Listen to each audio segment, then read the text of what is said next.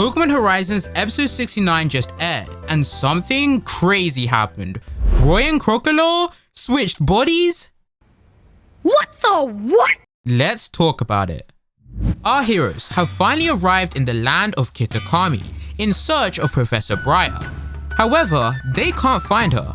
The owner of Peachy's shop advises them that they visit the Festival of Masks, suggesting that they might encounter her there. At the festival, it was cool to see the entire crew dressed in their festival attire, with the DLC music playing in the background. A nice little touch. It's here we finally meet the main girl of this episode, Carmine. She makes her big debut in the anime, and she and Friede totally hit off right away. Well, kind of. When Friede gets fascinated by Sinistcha, a Pokemon he's never seen before, he asks Carmine if he can study it, being a Pokemon professor and all. But Carmine's not exactly jumping at the chance. Instead, she proposes a fun little challenge. If Friede can beat her at all the games at the festival, he gets to research Sinistcha. This sparks an unexpected rivalry between the two, which completely caught me off guard, but I loved it. Due to these two sillies running off, it leaves the rest of the crew to go have a look around the festival. Which brings us to the main premise of this episode. Roy stumbles upon a stall with a synchro machine. The guy running it doesn't know too much about it, except that if a Pokemon and their trainer touches it, you swap bodies. Naturally, Roy and Crocalor and the man all laugh it off, until it actually works. Roy and Crocalor swap bodies, and when they try to use the machine again, it's broken, meaning they're stuck. Crocalor, now in Roy's body, smells food and runs off, while Roy has to figure out how to function in his new Pokemon body. Things just got bad. When they catch up to Liko and Dot, their jaws drop. They can't believe what they're seeing.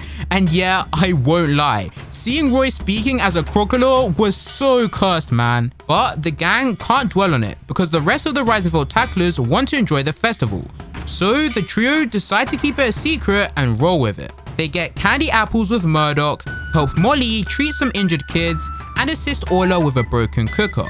Roy, as Crocalor, uses Flamethrower for the first time, which was insane. Orla nearly even caught on that they switched bodies, but hey, W's are W's. If the two work together, they can handle anything. That's the main message of the episode. My favorite part of this episode was Friede and Carmine's dynamic. I loved it. While all of this was happening, Friede kept beating Carmine in all the games they took part in, even the final battle they had between Pikachu and Sinistcha. Friede was so sassy, rubbing salt in the wound for Carmine, who did not want Friede to win. Seeing her rage was hilarious, and she was portrayed just like the games. I'm so glad they did that. The man with the synchro machine from earlier finds Roy and Crocalor and tells them it's working again.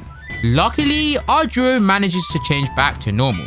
Liko and Florigato try the synchro machine next, but that's when it finally breaks. Poor guy.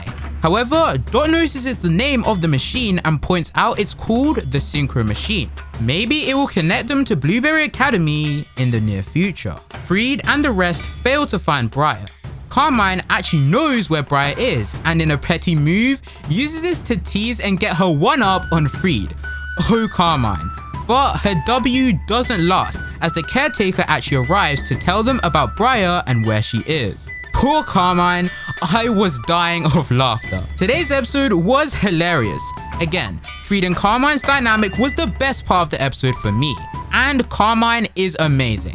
As I always say, Horizons is cooking. Let me know your thoughts on episode 69 down below.